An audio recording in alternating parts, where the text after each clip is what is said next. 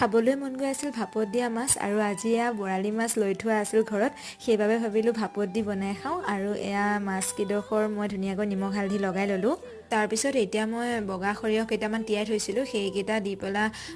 পিঁয়াজ আৰু নহৰু আদা এনেকৈ মিক্সি বাতি এটাত পেষ্ট বনাই লৈছোঁ আৰু এতিয়া টিফিন বাতি এটাত মিঠাতেল অলপ লগাই লৈ তাত সৰিয়হৰ পেষ্টখিনি দি দিলোঁ আৰু তাৰপিছত এতিয়া মাছ কেইডোখৰো দি দিলোঁ অলপ পানী অলপো দি দিছোঁ আৰু জলকীয়াও 3টামান দি দিছোঁ নিমখখিনি আচলতে আগতীয়াকৈ দিব লাগিছিল মই দিবলৈ পাহৰিছিলোঁ সেইকাৰণে পিছত মিলাই দিছোঁ আপোনালোকে আগতীয়াকৈ দিব বনালে আৰু ওপৰতে মিঠাতেল অলপ দি দিছোঁ আৰু এতিয়া মই টিফিন বাতিটো সাফৰ মাৰি কেৰাহী এটাত পানী অলপ দি ষ্টেণ্ড এডাল দি পেলাই ধুনীয়াকৈ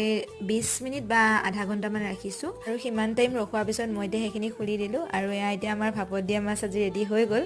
আৰু সঁচাকৈ সোৱাদটো ভালেই লাগিছে আপোনালোকে যদি কেতিয়াও এনেকৈ খোৱা নাই খাই চাব পাৰে আৰু বহুতে খাই পাইছে